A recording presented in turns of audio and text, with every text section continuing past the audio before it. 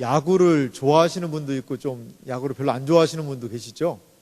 야구의 규칙을 잘 몰라가지고 야구가 재미없다 그런 분도 계시는데, 야구란 게임이 상당히 재밌습니다. 재밌는데 최근에 메이저리그에서 뛰는 선수들이 한국으로 영입이 되기도 해요. 영입이 되는데 우리 만년 꼴찌하고 있는 팀이 있죠. 어떤 팀이죠? 그렇죠, 한화. 그래서 한화 팬들은 이렇게 얘기를 해요. 화나, 이렇게 해서 날마다 지니까 화난다고 얘기를 해요. 한화 팬들은 화나요. 근데 그 한화에 어떠한 선수가 들어왔냐면 나이전 모건이라는 메이저리그 선수가 들어왔어요. 모건이라는 사람은 메이저리그에서 약 한 600경기 정도를 뛴 아주 베테랑급 선수예요. 그러면 메이저리그에서 600경기를 뛰었으면요, 실력이 어느 정도일까요? 그래 좋지 않겠습니까? 그랬는데 요즘에 한화 감독이 바뀌었죠. 누군지 아세요? 전혀 관심이 없으신 분들이 여기 상당히 많이 계세요. 그런데 좀 잘하는 감독이 왔어요. 그 감독이 메이저리그에서 온 선수를 어떻게 한 줄 아세요? 너 1군하고 훈련 못한다. 너 2군으로 가라. 이렇게 얘기를 했어요. 아니, 메이저리그에서 뛰던 선수인데, 야구를 모르더라도 이건 상식으로 알 수 있습니다. 메이저리그에서 뛰는 선수라면 당장 1군으로 불러가지고 1군 막 게임도 하고 해야 되는데, 거기서 써먹어야 되는데, 뭐라고 그랬냐면요, 너 2군으로 가라. 왠지 아세요?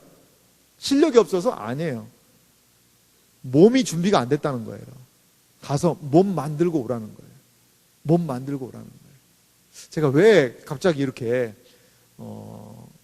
야구의 불모지인 이 수원 땅에서 이렇게 야구, 이제 KT가 들어오나요? 예, 기대 많이 하고 계신 분 계신 것 같아요. 왜 얘기를 하냐면 바로 이것 때문에 그래요.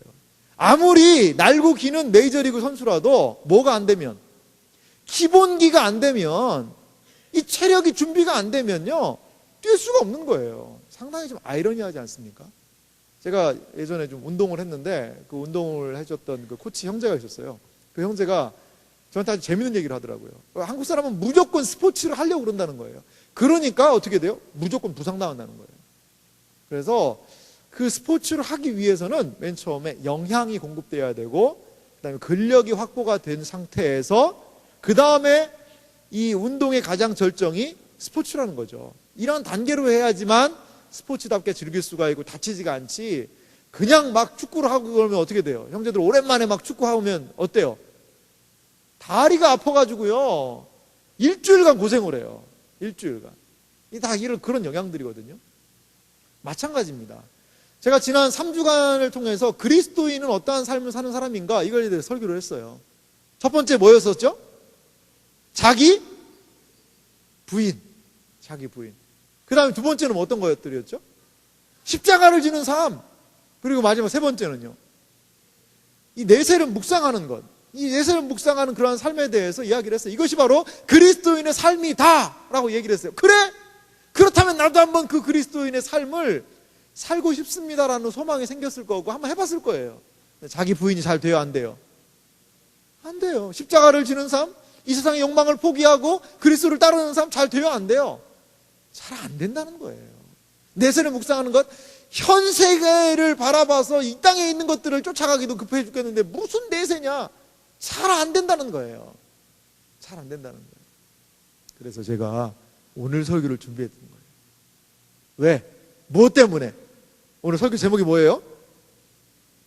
그리스도인의 세 가지 기초. 나이전 모건이 1군 캠프에 참석하지 못하고 2군 서산에 있는 2군 캠프에 가서 열심히 몸을 만들어서 이제 1군으로 합류를 한 것 같긴 한데, 그거와 마찬가지로 우리도요, 의욕만 가지고 그리스도인의 삶을 살 수 있다 없다?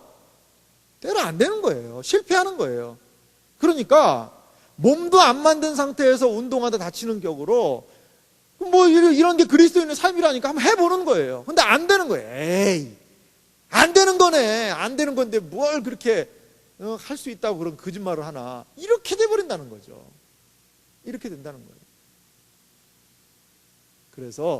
그래서 우리에게도, 그리스도인에게도 분명하게 짚고 넘어가야 되는 기초, 베이스가 있다는 것이죠. 이 토대 위에다가 그리스도인의 삶을 쌓아서 올릴 때에 그리스도인다운 생활, 삶이 구축이 된다는 것이죠. 구축이 되는 거예요. 그렇다면 그것은 무엇일까? 우리 이 골로새서를 통해서 좀 살펴봤으면 좋겠습니다. 골로새서는 이 골로새가 무슨 새냐 이렇게 얘기하는데 그 새는 아닙니다. 새가 아니라 지명이에요, 지명. 골로새라는 그러한 지역이죠, 지역.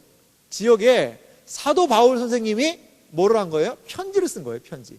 사도 바울 선생님이 골로새 교회에다가 편지를 썼죠. 골로새서 1장 2절은 이렇게 얘기합니다. 골로새에 있는 성도들 곧 그리스도 안에서 신실한 형제들에게 편지하노니. 이게 바로 골로새서의 시작점이에요. 골로새서는 복음의 영광스러움을 그리스도를 중심으로 펼치고 있어요. 그런데 골로새서와 상당히 유사한 그런 서신이 있어요. 어떤 서신인 줄 아세요? 바로 에베소서입니다. 에베소서. 에베소서는 교회를 중심으로 복음의 찬란한 영광스러움을 잘 펼쳤다면 골로새서는 이 그리스도를 중심으로 복음의 영광스러움을 펼쳐나가고 있어요. 그래서 골로새서에는 예수님이 어떠한 분이신지를 우리에게 잘 부각시켜주고 드러내고 있는 것을 볼 수가 있습니다. 오늘 우리가 읽은 13절과 14절은 사실 9절부터 쭉 맥을 같이 하는 그러한 본문 속에 있어요. 9절부터 23절까지를 같이 다 봐야 되는데 오늘 특별히 제가 13절과 14절을 좀 뽑아봤어요. 9절부터 보면 이건요, 사도 바울의 기도예요, 기도. 골로새 성도들이여, 내가 이것을 기도한다. 너희가 누군지 아느냐? 이러한 존재다. 너희는 이러한 그리스도를 섬기는 사람이다. 이렇게 골로새 교회 성도들의 정체성에 대해서 분명하게 말해주고 있는 것을 볼 수가 있습니다. 우리는 본문을 통하여서 그리스도인의 약 한 3가지 기초를 살펴봤으면 좋겠습니다. 기초라는 것은 참 너무나 중요하지 않습니까? 영어 교재 중에서 가장 많이 팔리는 교재가 뭔지 알죠? 기초적인 거라는 거예요, 기초. 이것만 떼면 영어 문법 2번만 읽으면 끝난다. 가장 기초적인 것. 앞에다가 베이스라는 말을 붙이면 항상 사람들은 관심을 끌게 돼 있어요. 핵심, 요약, 정리, 가장 기초적인 것, 이러한 것들, 이러한 내용들이 항상 우리에게, 이 기초가 부실한 우리에게 유혹을 하죠. 그래서 그래, 나죠. 내가 영어가 안 되는 건 기초가 부족해서야. 그러면서 그런 책들을 마구마구 구입하죠. 이 기초, 저 기초, 이 기초, 저 기초. 그래서 영어를 좀 공부하는 사람들에게 책에는 여러 기초가 놓여 있어요. 그래요. 기초의 중요성은 누구나 다 알고 있지만 기초를 잘 닦기는 쉽지가 않은 것 같아요. 오늘 그리스도인의 기초, 그리스도인의 가장 기본적으로 알고 있어야 되는 원리, 그리스도의 출발점, 이것이 무엇인지를 이 본문을 통해서 우리 살펴봅시다. 13절 말씀, 골로새서 1장 13절 말씀을 우리 한 목소리로 다시 한번 읽어보겠습니다. 같이 읽습니다. 그가 우리를 흑암의 권세에서 건져내사 그의 사랑의 아들의 나라로 옮기셨으니. 이제 그가는 누굴까요? 그렇죠. 하나님 같죠, 하나님. 하나님께서 우리를, 누구예요? 첫째적으로는, 1차적으로는 골로새 교회 성도들일 거예요. 성도들과 사도 바울을 얘기할 거지만, 구원받은 그 백성들, 다른 말로 하면 그리스도를 따르는 사람들, 그리스도인을 여기에 우리라는 말은 상징적으로 보여주고 있어요. 하나님께서 우리를 흑암의 권세에서 건져내사 그의 사랑의 아들, 누구시죠? 그리스도시죠. 그리스도의 나라로 옮기셨으니 라고 13절은 얘기하고 있어요. 여기에서 중요한 동사가 2가지가 있죠. 어떤 동사가 있어요? 건져내사라는 말과 옮기셨으니. 그러니까 2가지의 모습이 있어요. 건져냈다는 거예요. 건져냈다는 거예요. 그리고 옮겼다라는 그런 말을 여기서 볼 수가 있습니다. 이 건져내다라는 것은요, 어떤 의미가 있냐면, 원래 여기가 지금 물컵이 이 쟁반 위에 있어야 돼요. 위에 있어야 되는데 이 물컵이 이쪽에 가 있는 거예요. 그러면 원래 자리는 어디예요? 여기잖아요. 여기잖아요. 여기 있는 물컵을 건져낸 거예요. 왜? 원래 자리로 옮기기 위해. 그런 의미가 이 건져내다는 단어 속에 있는 거예요. 하나님께서 우리를 건져낸 것은요, 그냥 쑥 건져낸 게 아니라 건져내서 하나님이 목적하시고 의도하시는 그 자리에 세우고자 하시기 위함이라는 거예요. 이스라엘 백성을 하나님께서 어떻게 하셨어요? 건져내셨죠. 어디에서? 애굽에서. 출애굽을 시키셨어요. 애굽에서 건져내어서 하나님이 뜻하시고 목적하신 약속의 땅에 심어 놓으셨다는 것이죠. 이러한 단어적인 의미가 있습니다. 옮기다는 말도 그런 의미가 있어요. 옮기다는 말은요, 완전히 반대되는 쪽으로 옮겼다는 그런 의미가 있어요. 세상이면 하나님 품으로 옮겼다는 그런 의미가 있어요. 불이면 물로 옮겼다는 그런 의미가 있고요. 육지면 물로, 물이면 육지로, 이런 반대적인 개념으로 옮겼다라는 그런 의미가 여기에 포함되어 있다는 것이죠. 우리를 이렇게 건져내고 옮긴 그 장소를 13절은 뭐라고 얘기하고 있습니까? 우리를 어디에서? 흑암의 권세에서 건져냈다고 얘기하고 있어요. 흑암, 어둡다는 거예요. 이것은 하나님을 알지 못하는 이 세상의 특징을 보여주고 있습니다. 여기서 사용된 이 권세라는 단어도 써있는데, 이 권세라는 것은요, 실제로요, 힘을 행사하는 거예요. 실제로 힘을 행사하는 거예요. 그게 권세예요. 권세에 대해서 우리가 알려면 이렇게 보면 좋을 것 같아요. 여러분, 이제 명절이니까 또 시골도 다녀오셨고 고향도 다녀오시고 뭐 여러 가지 했을 거예요.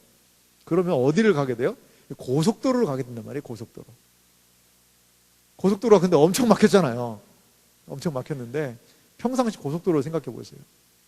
그냥 막 이런 덤프트럭, 큰 트럭들이 막 그냥 미친 듯이 때로 질주한다고 생각해 보세요. 좀 아찔하지 않습니까?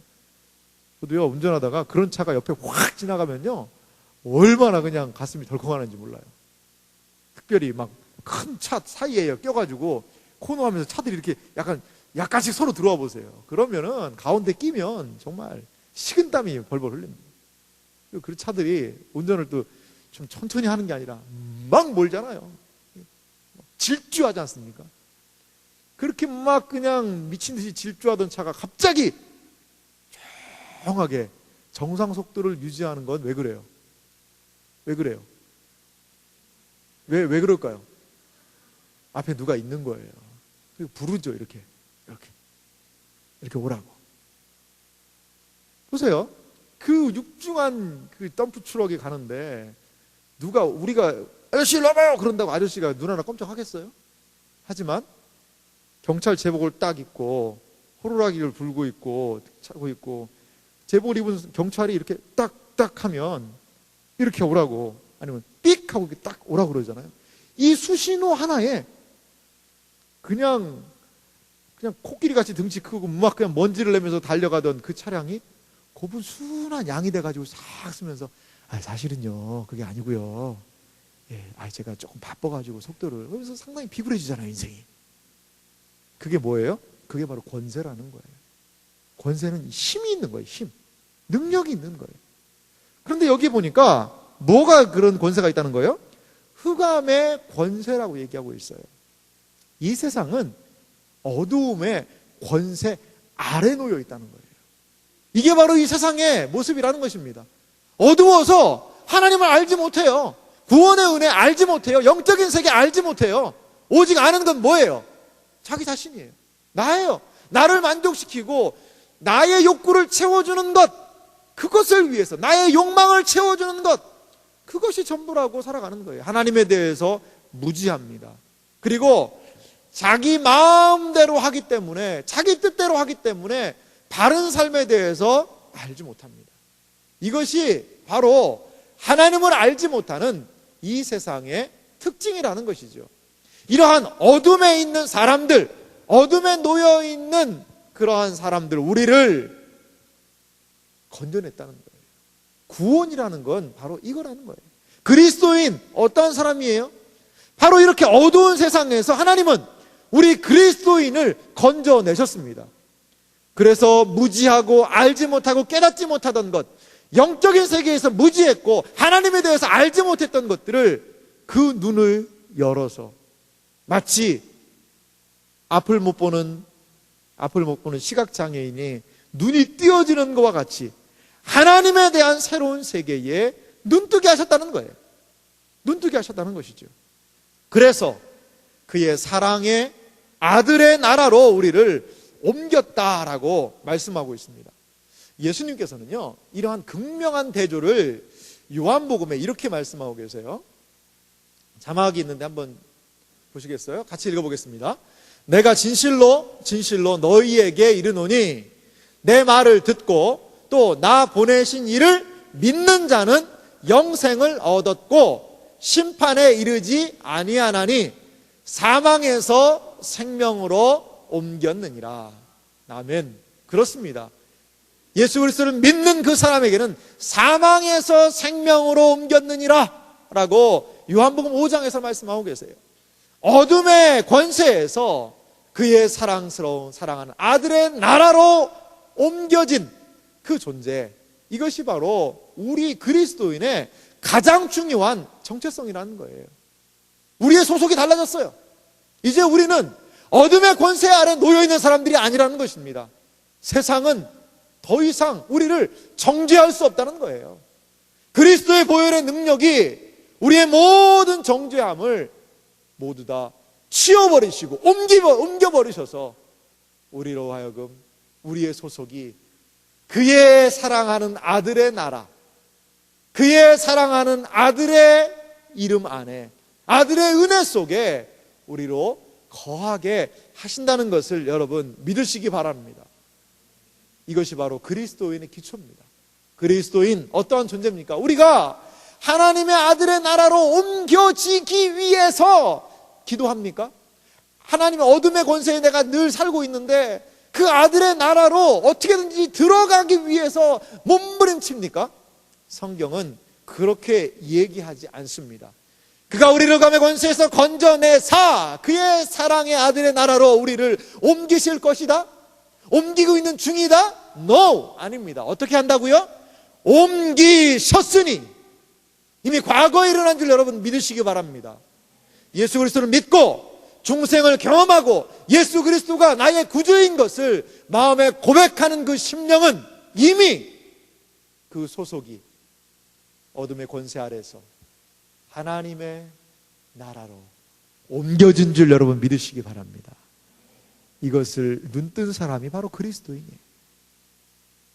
두 번째로 우리가 기억할 것이 있습니다. 14절 말씀을 같이 읽어볼까요? 같이 읽습니다.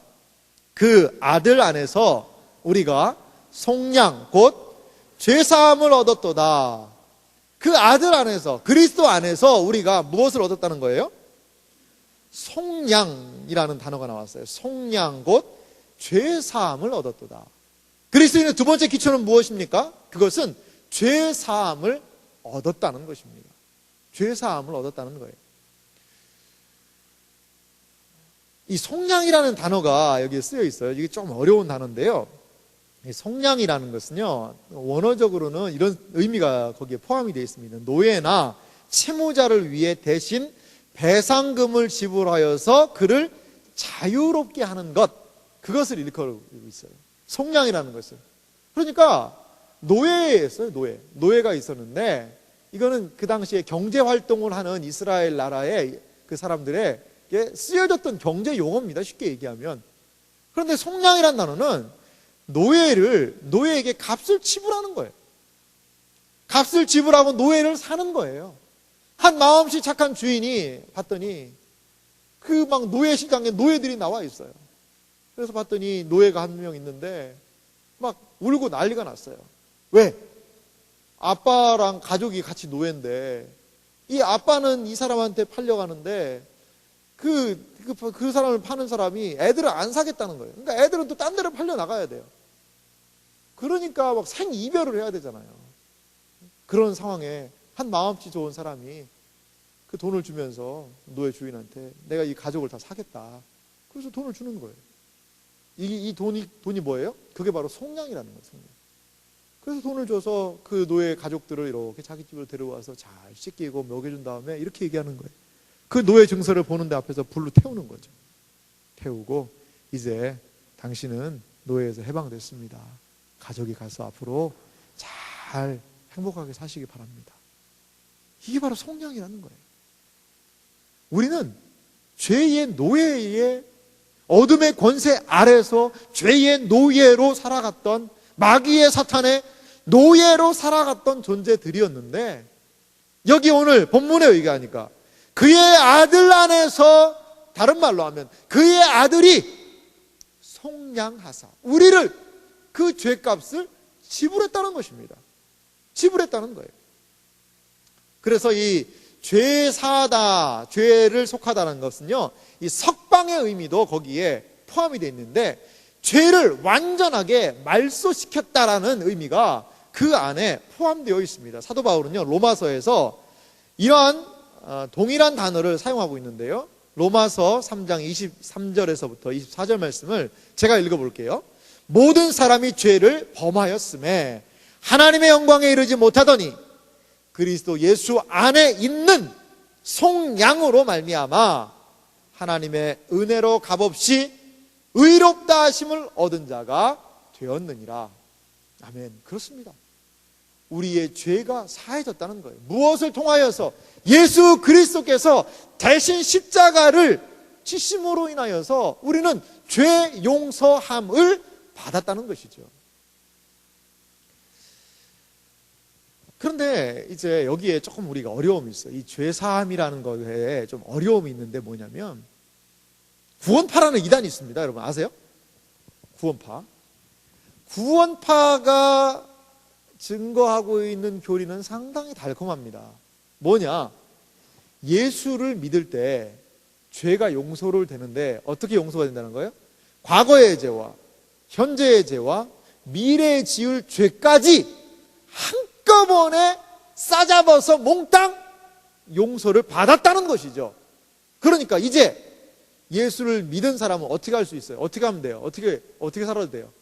네 맘대로 하라는 거예요. 네 맘대로. 그래서 예수를 믿고 난 다음에 저지르는 죄에 대해서는 I don't care. 괜찮다는 거예요. 괜찮다는 거예요. 예수를 믿고 나서 더 온전하고 의로운 착한 삶, 죄짓지 않는 삶을 격려하는 게 아니라, 물론 막 죄를 지으라고 조장하지는 않겠지요. 하지만 죄를 회개할 이유가 없다는 거예요. 그렇게 가르치고 있어요. 그 구원파에서. 근데 이게요, 지식층들한테 상당한 매력을 주고 있습니다. 요즘에. 그래서 자신들이 하는 것들을 좀 정당화하는 수단이 되고 있기도 해요. 죄사함의 의미가 그겁니까, 여러분? 그렇지 않거든요. 죄를 사해졌다는 것은 마치 이것과 같은 것 같아요. 군대에 가면, 또 오늘 야구 얘기와 참 또 군대 얘기까지 해가지고, 사실 근데 축구 얘기와 군대 얘기는 안 했으니까 좀 상태는 좋은 것 같아요. 예. 군대에서 축구한 얘기가 상당히 좀 가장 자매들이 듣기 힘들어하는 얘기잖아요. 군대에 가면 뭐를 하냐면 그냥 바로 그냥 옷만 입으면 그냥 군인 돼서 가는 거예요? 아니에요. 훈련을 합니다. 훈련소에서 훈련을 받아요. 정말 이 훈련소에서의 그 6주 혹은 이제 뭐 후반기 교육이라고 해서 교육받는 그 기간은 상당히 길어요. 힘들죠. 어렵죠. 훈련병들이 정말 아침부터 일어나서 늦게까지 막 달달 외워야 될 거, 낮에는 훈련 받고요. 얼마나 피곤한 삶을 사는지 몰라요. 왜 이렇게 잘 알아요? 저도 한때 훈련병이었고, 제가 군대에서 훈련병들을 가르치는 조교를 했었어요. 그래서 군 생활을 우리 신병들하고 같이 많이 좀 보내봤는데 참 별의별 사람들 다 있었어요. 그 얘기를 하면 자매들이 싫어할까봐 안 하겠습니다. 그래요. 군대에서요, 이 훈련병 시절에 훈련한다고 해서 이제 훈련 끝이에요? 훈련 끝이에요? 아니에요. 자대에 배치받고 나면요, 자대에서는 그 받은 기본 훈련을 중심으로 해서 더 다양하고 많은 훈련들이 있어요. 뭐 대대 ATT네, 뭐 연대 ATT네, 뭐 예전엔 팀스프리트 훈련이네, 뭐 여러 가지 훈련. 그래서 훈련소에서는 행군이라는 거 있습니다. 여러분, 행군. 완전 군장을 하고 행군을 얼마냐면 40km를 걸어가요. 걸어가면 어떻게 될까요? 발바닥이 물집이 막 이만씩하게 잡혀요. 가죽이 막 벗겨지기도 하고. 그래서 막 힘들고 어렵죠. 근데 자대에 가면 어떻게 하는지 알아요? 100km를 예전에 행군을 했어요. 100km. 100km를 걷는 거예요, 여러분. 오히려 자대에 가면 더 훈련이 많아요. 마찬가지. 저는 그리스도인이 최초의 예수 그리스도로 말미암아 죄 사함을 받았다라는 이 선언. 오늘 본문의 말씀에 그 아들 안에서 우리가 속량 곧 죄 사함을 얻었도다. 할렐루야, 아멘. 이것은 이제 너는 죄를 지어도 좋다, 이게 아니라 앞으로 만나게 되는 죄와의 싸움에서 죄와 싸워 이길 수 있는 길을 본 거예요. 거기서 우리 죄와 싸워 이길 수 있어요, 없어요? 저는 두 가지 대답을 봤어요. 없어요와 있어요에 두 가지 대답을 봤어요. 그래요, 없기도 해요. 아무리 세워도 죄가 안 죽어요. 하지만 있기도 해요. 죄와 싸워서 이기기도 해요. 여러분, 최근에 그 죄와 싸워서 이긴 적 있습니까? 마음에 강렬한 욕구가 야, 너 이거 해 하지만 양심에서 아니야, 너 그러면 안 돼, 그거 하나님 기뻐하시는 일이 아니야. 그래서 그래, 나 하나님이 기뻐하시는 일을 해야 돼 라고 내 본성에 올라오는 것들을 억누르고 하나님이 기뻐하시는 것을 한 경험이 있습니까? 그게 바로 작은 승리예요. 그게 바로 죄와 싸워서 이긴 거예요. 저는 목사님, 난 죄와 싸우는지 뭐 이기는지 난 모르겠는데요. 그거는 거의 지금 죄와 싸운다는 것 자체가 좀 의미가 없는 완전히 포기 상태예요. 감각이 없는 거예요. 그러면 안 돼요. 그럼 성경 읽고 있잖아요. 성경 읽으려고 하니까 어때요? 성경 읽기 위해서 막 시간을 그냥 사람들이 연락하던 사람들도 연락 안 하고 성경 막 읽을 수 있도록 카톡도 안 보내고 성경을 그냥 한 2, 30장씩 그냥 한 번에 쫙 앉아서 깊이 묵상할 수 있도록 모든 상황과 여건들이 여러분들에게 허락을 해줍니까? 아니에요. 성경 읽으려고 그러면 막 더 연락 와요. 카톡은 더 올리고 뭐 사주겠다는 사람들은 더 생기고. 이번 명절 때도 여러분 각오했을 거예요. 내가 이번 명절에 만회하리라. 시간은 지나가고 있고 내 성경 읽기 정말 만회하리라. 영화 보러 가자. 알았어. 무너지는 우리의 모습들을 보죠. 무너지는 우리의 모습. 뭐 영화 보러 간다는 게 저는 죄다 이런 건 아니에요. 하지만 우리가 참 다짐하고 결단하는 것도 이렇게 너무나도 쉽게 무너진다는 거예요. 하나님이 원하시고 기뻐하시는 일을 하기가 쉽지가 않아요. 분명히 우리는 이거는 죄야 라는 그러한 삶에 때로 빠지기도 합니다. 빠지기도 해요. 하지만 마치 논산훈련소나 그 신교대에서 훈련을 받고 자대로 배치받은 그 병사가 그 훈련의 과정을 통하여서 더욱더 온전해지는 것과 같이 우리는 그리스도 예수 안에서 난 더 이상 정죄함 없네, 나의 죄는 씻겼네 라는 그 선언과 더불어 이제 죄와 싸울 힘이 생긴 줄 여러분 믿으시기 바랍니다. 이것은 우리의 죄와의 싸움의 스타트 라인이에요. 이 선언은. 그래서 때로는 지기도 하지만 때로는 죄에서의 승리를 우리가 경험할 수 있는 근거와 토대가 된다는 거예요. 훈련은 언제 끝날까요? 훈련은 언제 끝나요? 군대에서의 훈련은 언제 끝나요? 병장 되면 끝나요? 아니에요. 병장들도 훈련해요. 저 아는 병장은 제대 일주일 남았는데 유격훈련이라는 게 있어요. 유격훈련에 불려갔어요. 일주일 있으면 제대인데 그래서 유격훈련 막 땀 뻘뻘 흘리고 몸에 알배길 정도로 하고 일주일 후에 제대했어요. 제대해야지 훈련 끝납니다. 마찬가지예요. 죄와의 싸움은 언제 끝날까요? 이 땅을 제대해야 끝납니다. 하나님이 불러주시는 그때까지 우리는 죄와 싸워야 돼요. 우리의 마음 가운데 있는 자랑, 교만, 수시로 올라오고 있는 정욕, 욕망, 욕구, 하나님 보시기에 온전하게 사는 것들을 방해하는 그런 죄악들과 언제까지? 죽을 때까지. 선들로 생각하는 자들은 넘어질까 조심하라. 사도 바울 그렇게 얘기하고 있잖아요. 그렇게 우리는 하나님을 끝까지 의지해야 된다는 것입니다.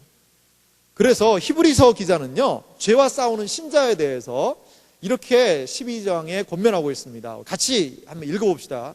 히브리서 기자가 어떻게 죄와 싸우는 신자를 권면하고 있는지 함께 읽습니다. 너희가 피곤하여 낙심하지 않기 위하여 죄인들이 이같이 자기에게 거역한 일을 참으신 일을 생각하라. 너희가 죄와 싸우되 아직 피 흘리기까지는 대항하지 아니하고 또 아들들에게 권면하는 것 같이 너희에게 권면하신 말씀도 잊었도다. 그래요. 오늘 히브리서 기자는 무엇을 권면하고 있습니까? 너희가 피곤하여 낙심하지 않기 위하여서 예수님이 하신 거 생각해봐라. 우리는 죄와의 싸우는 삶, 신자의 삶에서 피곤해서 낙심해버릴 수가 있어요. 그럴 때마다 예수님 생각하라는 거예요. 그러면서 뭘 얘기를 해요? 너희가 죄와 싸우되 아직 피 흘리기까지는 대항하지 아니하고, 피를 질질 흘리면서까지도 이 죄와 싸워야 되는데 니네 아직까지 그 정도는 아니야. 왜 그래? 왜 그래? 그럼 안 되지. 그러면 안 되는 거야. 죄와의 싸움은 그냥 뭐 좀 조금 하다가 안 되면 원래 안 되는 거야, 이게 아니라 피 흘리기까지. 피 흘리면 어떻게 돼요? 피 흘리면 어떻게 돼요? 아파요? 죽어요. 죄와 어떻게 싸우라는 거예요? 죽을 때까지 싸우라는 거예요. 여기서의 싸우라는 것은요, 여러분 그거와 비슷해요. 글래디에이터라는 영화 봤죠? 글래디에이터. 거기 검투사들이 나오잖아요. 검투사가 이렇게 둘이 싸우는데 야 쨍쨍쨍 하다 에이 재미없네, 그냥 우리 살살 하자, 이게 돼요? 이게 돼요? 안 되잖아요. 어떻게 해야 돼요? 네가 죽든지 내가 죽든지, 여기에서는 오직 한 사람만 살아남는 거예요. 한 사람만. 그러니까 막 칼로 온 힘을 다해서 내 칼에 네가 죽어라라고, 그게 바로 죄와의 싸움이라는 거예요. 막 힘을 다해서 칼을 짱 하고 내려치고 빈틈이 보이면 그냥 때로 그냥 모래를 향해서 확 눈에 뿌려서라도, 그렇게 해서라도 그 상대를 제압하지 않으면 어떻게 돼요? 내가 죽어요. 죄 때문에 죽은 사람들 많아요. 그리스도인임에도 불구하고 전혀 그리스도인답지 않은 삶. 너희는 세상의 빛이요 소금이니라고 이야기하는데 맛을 잃어버린 소금, 빛이 꺼진 등불, 이런 거와 같은 그리스도인들이 너무 많다는 거예요. 왜? 죄와의 싸움에서 져버렸기 때문에.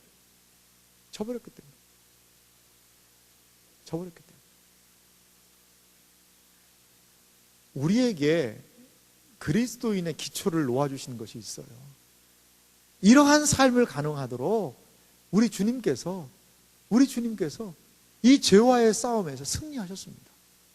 담대하라, 내가 세상을 이기었노라. 우리가 그 주님을 의지하며 나아갈 때 이미 너에게는 너의 죄는 사함을 받았다, 너의 죄의 사함을 얻었노라라고 얘기하신 이 선포 속에 우리는 죄와의 싸움을 감당할 수 있는 능력이 있다는 것을 여러분 믿으시기 바랍니다. 이것이 우리가 기억하여야 하는 기초예요. 마지막으로 또 한 가지 우리가 볼 것이 있습니다. 20절 말씀부터 좀 보기를 원하는데요. 골로새서 1장 20절 말씀에서부터 보면 마지막 세 번째 그리스도인의 기초로 제시하고 있는 것이 있습니다. 그것이 무엇입니까? 화목하게 된다는 거예요. 화목하게 된. 그리스도인의 세 번째 기초로서의 화목함에 대해서 이렇게 얘기를 하고 있어요. 20절부터 제가 한번 읽어볼게요. 그의 십자가의 피로 화평을 이루사 만물 곧 땅에 있는 것들이나 하늘에 있는 것들이 그로 말미암아 자기와 화목하게 되기를 기뻐하심이라.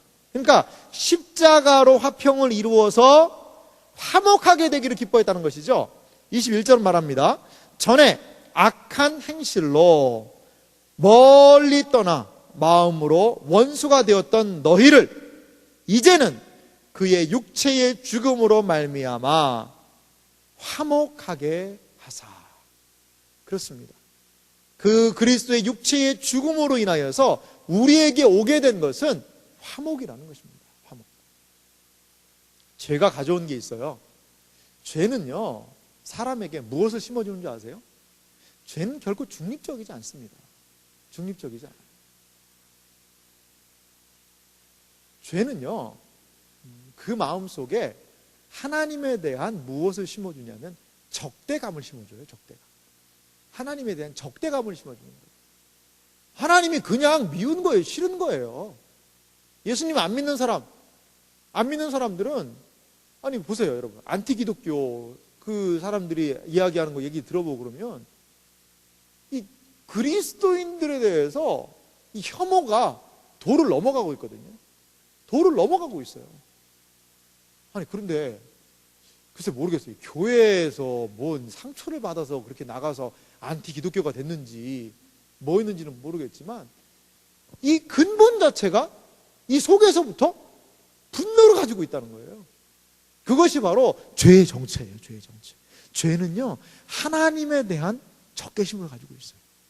하나님에 대해서 불편한 관계에 있는 거예요. 그것으로 오늘 21절에 뭐라고 얘기하는지 알아세요? 원수라고 얘기하는 거예요. 하나님과 그냥 관계가 멀어진 것이 아니라, 관계가 먼 이웃집 아저씨가 아니라 원수가 돼버렸어요. 원수. 그래서 하나님에 대하여서 적극적으로 반항하는 마음이 생기고 적대적인 마음을, 적의를 품게 되는 것이죠. 이것이 죄의 정체라는 것입니다. 화목은요, 이러한 원수된 상태의 개선을 의미하고 있습니다. 그리스도인은요, 화목된 존재인데 그 화목을 위하여서 그리스도의 십자가의 피로 화평을 이루었다라고 얘기를 하고 있습니다. 어떤 사람은 이렇게 얘기도 해요. 그러니까 예수님이 십자가에 달려 돌아가셔서 우리가 그 십자가를 보고 감동을 많이 느껴서, 그래요 하나님, 제가 하나님 용서합니다, 하나님 저하고 관계 좋게 하세요, 이렇게 생각을 해요. 근데 그게 아닙니다. 십자가에서요, 예수님이 돌아가심으로 인하여서 마음이 풀린 건 누군지 아세요? 누가 마음이 풀어졌을까요?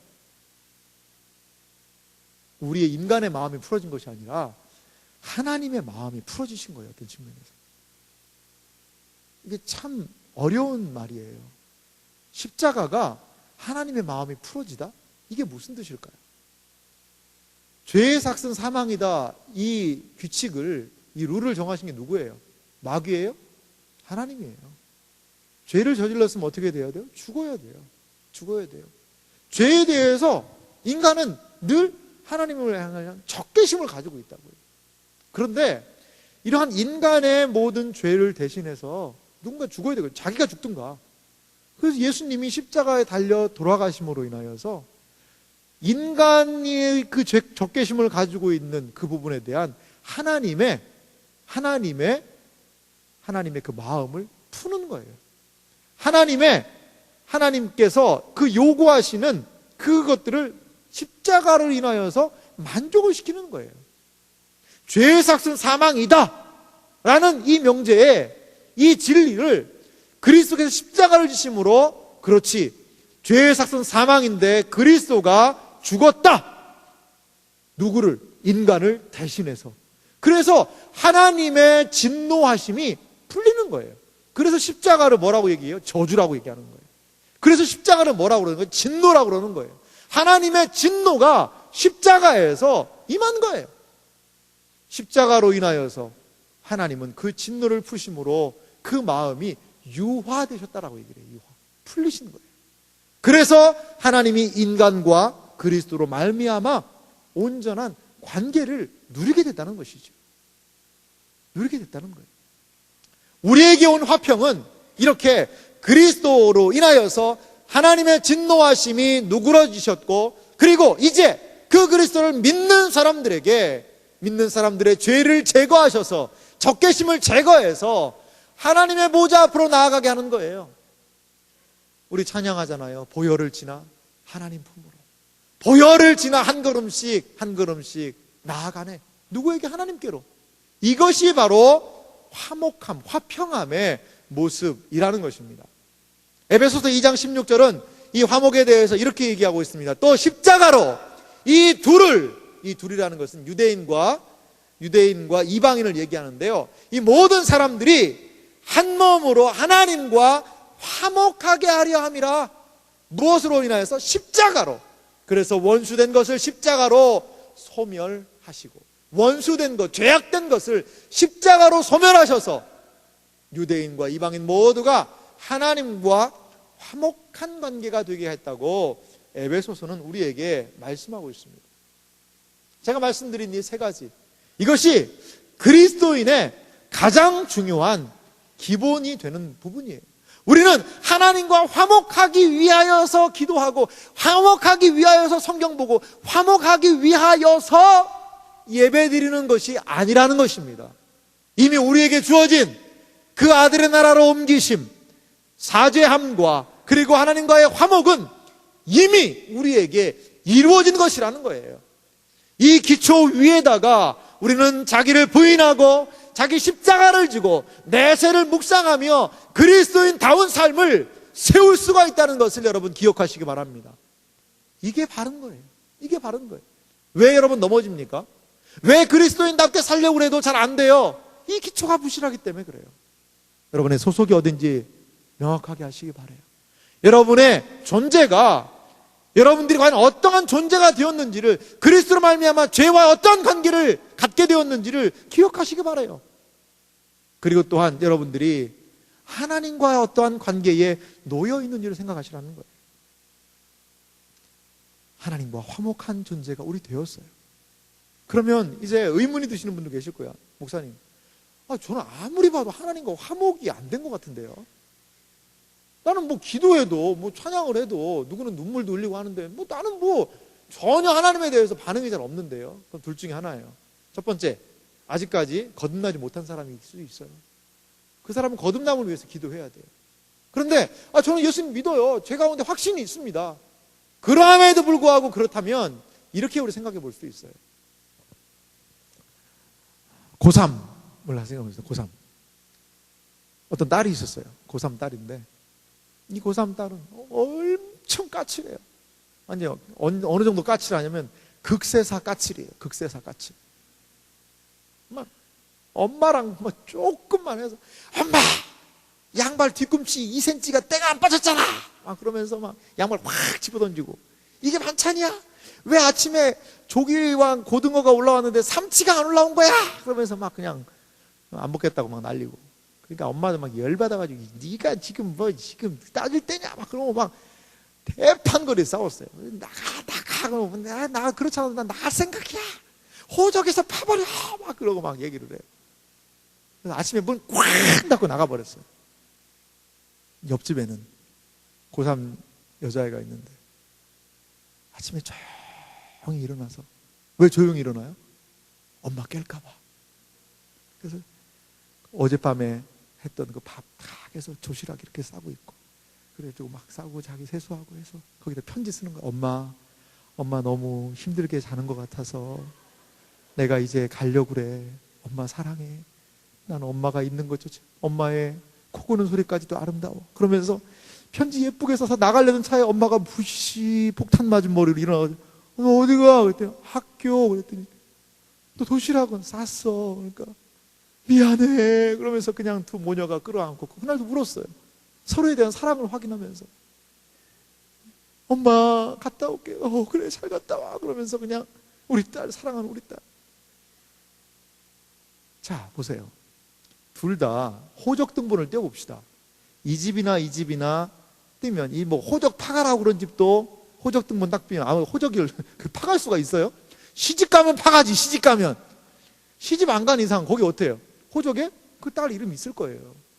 그렇잖아요. 이 집은 어때? 이 집도 호적 등본 떼면 그렇게 사랑하니까 당연히 있죠. 당연히 있을 거예요. 그런데 이 집은, 먼저 있는 이 집은 사실 옆집 애가 아줌마하고 더 친해. 자기 딸보다. 이게 어떤 측면이요? 원리적인 것과 실제적인 것의 차이예요. 우리 원리적으로 중생한 그리스도인이면 하나님과의 화목 관계가 돼 있어요? 안 돼 있어요? 돼 있죠. 하나님 호적 좀 떼주세요. 그러면 하나님이 그래, 너 나 화목하다야. 너 죄 용서 받았고 너 옮겼다 아들 나라로. 한번 디리릭 하고 떼어주실 거예요. 근데 원리적인 거 그렇게 되어 있는데 실질적인 부분은 어때요? 그게 안 되는 거예요. 그게 안 된 거예요. 실질적인 하나님과의 연합, 실질적인 화목함, 실질적인 사지함에 대한 확신, 실질적인 아들의 나라로 옮기신 소속에 대한 확신, 이러한 것이 무엇을 통해 가능하겠냐는 거예요. 그리스도인의 삶을 통하여 가능하다는 거예요. 그리스도인의 경건을 통하여서, 기도를 통하여서, 말씀을 통하여서 각성되고, 그 각성됨을 가지고 기도하고 나아갈 때, 그리고 그 삶으로 내 몸을 내던지게 될 때에 그 삶을 통하여서 분명히 하나님께서는 원리적인 이러한 관계가 실제적으로 우리의 삶 속에서 경험되는 것을 확인하게 하실 거라는 것이죠. 사랑하는 이 자리에 계신 청년 여러분, 우리의 기초가 무엇입니까? 우리의 토대가 뭐예요? 그거 붙잡으셔야 돼요. 그걸 붙잡고, 그걸 때로 흔들릴 때마다 그걸 붙잡고 기도하고 다시 그리스도인의 삶으로 도전해 보시기 바라요. 그러할 때에 비록 때로는 넘어져도 때로는 또 승리하고, 비록 넘어져도 때로는 승리하면서 우리에게 있는 그리스도인의 삶을 온전히 감내할 수 있으리라 믿습니다. 이 자리에 계신 또 학업을 감당하시는 여러분, 우리 이제 이번 주가 지나가면 개학이잖아요. 새로운 입학이기도 하고, 참 어떠한 사람들을 어떻게 또 만날까, 어떻게 학업을 공부를 감당할까 많이 걱정될 거예요. 그래서 준비한 게 있어요. 뭐예요?